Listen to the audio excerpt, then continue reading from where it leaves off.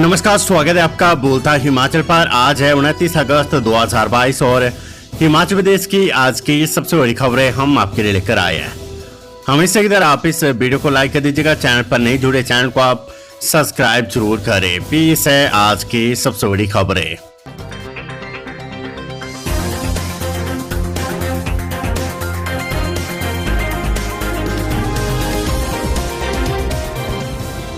हिमाचल में कामगारों के बच्चे कर सकेंगे पीएचडी, सरकार उठाएगी खर्चा। प्रदेश सरकार ने कामगारों के कल्याण के लिए हिमाचल प्रदेश भवन एवं अन्य सनिर्माण कामगार कल्याण बोर्ड के माध्यम से कई नई योजनाएं शुरू की है। इनके तहत कामगारों को उनके 2 बच्चों की कक्षा पहली से पीएचडी तक पढ़ाई के लिए प्रतिवर्ष 8,400 रुपए से लेकर 1,20,000 रुपए सहायता राशि प्रदान की जा रही है। बेटी जन्म उपहार योजना के तहत 2 बेटियों के जन्म पर 51,000 रुपए की धनराशि एफडीआर के रूप में प्रदान की जा रही है। दिव्यांग बच्चों के लिए आरंभ की गई योजना के तहत पंजीकृत लाभार्थियों के बच्चों की देखभाल के लिए प्रत्येक वर्ष 20,000 रुपए सहायता राशि। विधवा पेंशन योजना के तहत पंजीकृत लाभार्थी की विधवा को हर माह 1,500 रुपए की सहायता राशि प्रदान की जा रही है। पंजीकृत लाभार्थी के बच्चों को हॉस्टल सुविधा योजना के तहत हॉस्टल में रहने पर प्रत्येक वर्ष 15,000 से लेकर 20,000 रुपए तक की राशि दी जा रही है। मुख्यमंत्री जयराम ठाकुर बोले, हिमाचल के लाखों उपभोक्ताओं का आ रहा है 0 बिजली बिल। मुख्यमंत्री जयराम ठाकुर ने रविवार को मंडी के पड्डल मैदान में आयोजित समारोह में 125 यूनिट मुफ्त घरेलू बिजली योजना का शुभारंभ किया। इस दौरान उन्होंने लाभार्थी से संवाद भी किया। मुख्यमंत्री ने कहा कि पिछले महीनों से 14,62,000 उपभोक्ताओं का बिल 0 आ रहा है। अब इस योजना से प्रदेश के 22 लाख से अधिक उपभोक्ता लाभान्वित होंगे। दरअसल प्रदेश सरकार बीते 1 अप्रैल से मासिक 60 यूनिट बिजली मुफ्त दे रही थी। 1 जुलाई से संशोधन करते हुए 125 यूनिट मुफ्त बिजली दी जा रही है। आज मुख्यमंत्री जयराम ठाकुर ने विधिवत रूप से इस योजना का शुभारंभ किया है। उन्होंने कहा कि 125 यूनिट बिजली का मासिक बिल 619 रुपए बनता है। एक साल में उपभोक्ताओं को 7,000 तक की बचत होगी। सरकार इस योजना पर हर साल 250 से 300 करोड़ रुपए खर्च करेगी। रेल लाइन के लिए जमीन का अधिग्रहण शुरू। बद्दी चंडीगढ़ ट्रैक को रेल मंत्रालय ने जारी की नोटिफिकेशन। रेल मंत्रालय ने बद्दी चंडीगढ़ रेल लाइन के लिए अतिरिक्त भूमि की कवायद शुरू कर दी है। इसी कड़ी में रेल मंत्रालय ने अधिग्रहण की जाने वाली भूमि की 20E के तहत अधिसूचना जारी कर दी है। इस रेल लाइन के लिए बद्दी में करीब 4.34 हेक्टेयर अतिरिक्त भूमि का अधिग्रहण किया जाएगा। इस अधिग्रहण के दायरे में 4.9 हेक्टेयर निजी भूमि और 0.25 हेक्टेयर सरकारी भूमि आएगी। उपमंडल प्रशासन अधिग्रहण की जाने वाली भूमि के मालिकों को अंतिम औपचारिकताएं पूर्ण कर मुआवजा अदायगी शुरू कर देगी। प्रदेश के स्कूलों को 51.61 करोड़ रुपए मिड डे मील योजना के तहत केंद्र ने जारी की पहली किस्त। केंद्र की प्रधानमंत्री पोषण अभियान पीएम पोषण के तहत प्रदेश के स्कूलों को 51 करोड़ 61 लाख की राशि जारी हो चुकी है। रात की बात यह कि अप्रैल माह से जिन स्कूलों में बजट न मिलने के चलते दिक्कत आ रही थी, वहां पर अब शिक्षकों और कर्मचारियों को आर्थिक तंगी नहीं झेलनी पड़ेगी। मिड डे मील के लिए खाद्य सामग्री खरीदने के अलावा मिड डे मील वर्करों के मानदेय पर भी ये राशि खर्च की जाएगी। निदेशालय ने सभी शिक्षा खंड अधिकारियों को ये राशि जारी कर दी है। अगले सप्ताह तक ये राशि संबंधित स्कूलों के बैंक खातों में पहुंच जाएगी। आपदा प्रभावितों से मिली केंद्रीय टीम। चुवाड़ी ककरोट में टीम ने जाना नुकसान का हाल। बारिश बादल फटने से तबाही। अंतर मंत्रालय केंद्रीय टीम ने रविवार को भटियात उपमंडल के तहत चुवाड़ी और ककरोटी पहुंचकर बारिश और बादल फटने की घटनाओं शिविरों में रह रहे आपदा प्रभावित लोगों से वास्तविक स्थिति की जानकारी हासिल की। टीम ने गांव सड़क समेत विभिन्न परियोजनाओं को हुए नुकसान का जायजा लिया। इस दौरान हिमाचल प्रदेश विधानसभा में मुख्य सचेतक विक्रम सिंह जरयाल भी विशेष रूप से मौजूद रहे। अंतर मंत्रालय केंद्रीय टीम में संयुक्त सचिव सुनील कुमार बर्नवाल के नेतृत्व में टीम ने आपदा प्रभावित क्षेत्रों का दौरा कर नुकसान का जायजा लिया है। चुनाव से पहले दिखेगी डबल इंजन की पावर। केंद्र सरकार के बजट से हिमाचल में बनेगी 440 किलोमीटर सड़कें। विधानसभा चुनाव से ठीक पहले सरकार मास्टर स्ट्रोक खेलने की तैयारी में है। केंद्र की मदद से बड़ा प्रोजेक्ट हिमाचल में लॉन्च कर डबल इंजन के संदेश की प्लानिंग चल रही है। आगामी दिनों में सड़कें हिमाचल में बनेगी और पूरा खर्च केंद्र सरकार उठाएगी। प्रधानमंत्री ग्रामीण सड़क योजना के 30वें चरण का उद्घाटन प्रधानमंत्री नरेंद्र मोदी हिमाचल से करेंगे।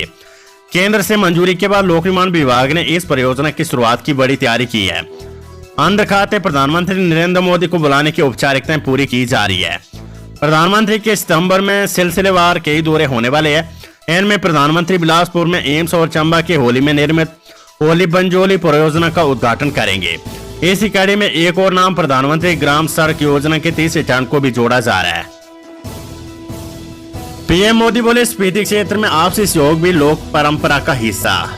मन की बात कार्यक्रम में प्रधानमंत्री मोदी ने कहा है कि हिमाचल प्रदेश के स्पीति क्षेत्र में आपसी सहयोग भी लोक परंपरा का हिस्सा है। कार्यक्रम में उन्होंने कहा है कि कुछ समय पूर्व उन्हें मन की बात के एक श्रोता रमेश का पत्र मिला। रमेश ने कहा कि पहाड़ों में बसते बेशक दूर दूर हो, मगर लोगों के दिल एक दूसरे के बहुत नजदीक होते हैं। मोदी ने कहा कि बाकी लोग पहाड़ों पर रहने वालों के जीवन से बहुत कुछ सीख सकते हैं। पहला सबक तो यही मिलता है कि वे परिस्थितियों के दबाव में ना आए और आसानी से उन पर विजय भी प्राप्त कर सकते हैं।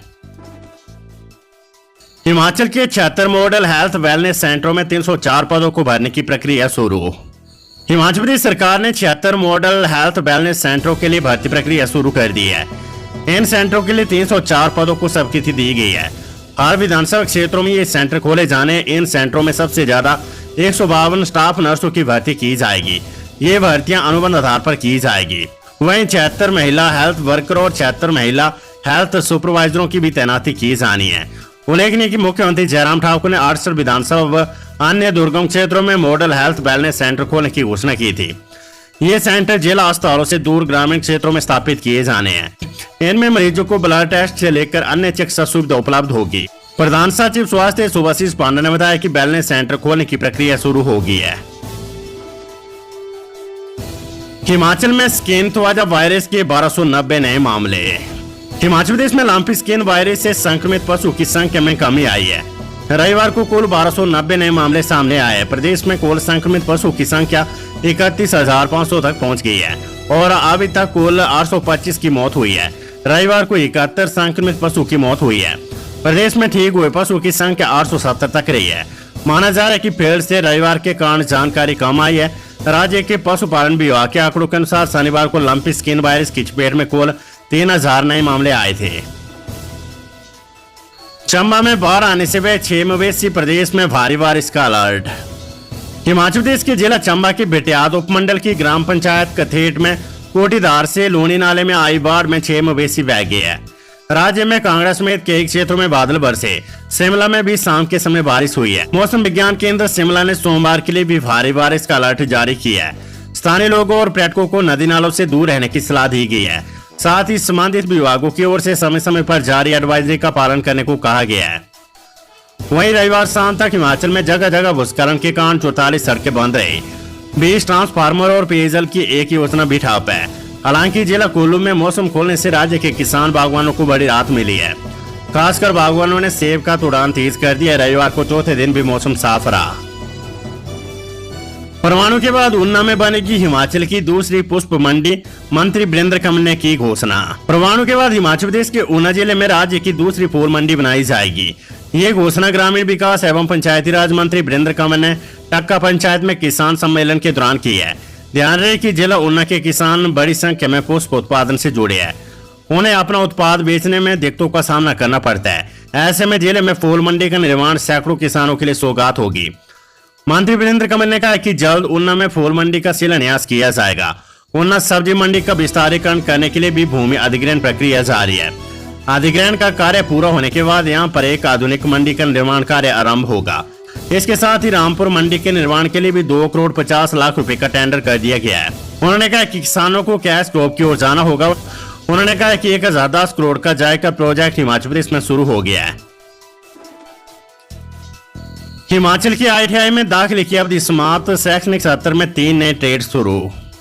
हिमाचल प्रदेश की ITI में शैक्षणिक सत्र 2022-23 के लिए दाखिले की अवधि समाप्त हो गई है। इस दौरान राज्य के ITI में 26,812 सीटों के लिए पहले राउंड में करीब 19,000 युवाओं ने आवेदन किया, जिनमें से 7,347 युवाओं को सरकारी और 1,013 युवाओं को प्राइवेट ITI में प्रवेश दिया गया है। बीते शनिवार को समाप्त हुए दूसरे राउंड के लिए पात्र आवेदकों के लिए सीटों का आवंटन 1 सितंबर से किया जाएगा। उसके बाद साफ होगा कि प्रदेश में 26,812 सीटों में से कितने युवाओं को ITI में प्रवेश दिया गया है।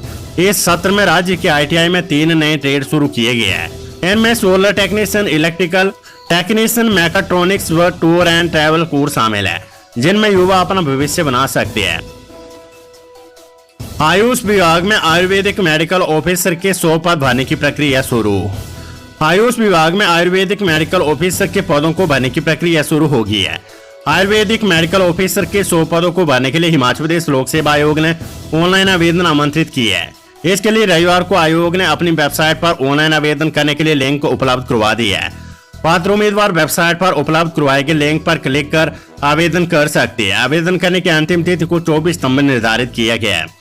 इन 100 पदों को विभिन्न श्रेणियों के तहत भरा जाएगा।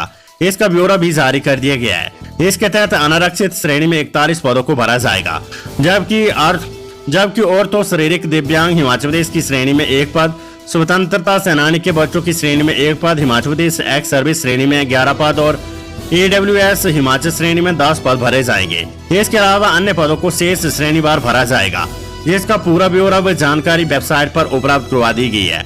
उम्मीदवार वेबसाइट पर जाकर संबंधित जानकारी और पात्रता शर्तों को देखते हुए तय समय सीमा में ऑनलाइन आवेदन कर सकते हैं।